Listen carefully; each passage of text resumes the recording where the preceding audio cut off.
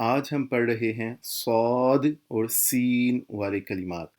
कुरान करीम में 4 कलिमात ऐसे हैं जो सौद से लिखे होते हैं और सौद के ऊपर छोटा सीन होता है। रवायत हफ्स राहिमहुल्लाह के मुताबिक इन 4 कलिमात के पढ़ने की तफसील दर्ज झैल है। नंबर 1 ये है यबसूतु और बस्ता। सूरह बकरा और सूरह इराफ में ये दोनों कलिमात इस्तेमाल हुए हैं। इन दोनों कलिमात में सौद की जगह सीन पढ़ा जाएगा। यबसूतु और बस्ता। तीसरा कलिमा है सूरह तूर में जो इस्तेमाल हुआ है, इसमें सीन और सौद दोनों पढ़ सकते हैं। अम हुमुल मुसैतिरून, अम हुमुल मुसैतिरून,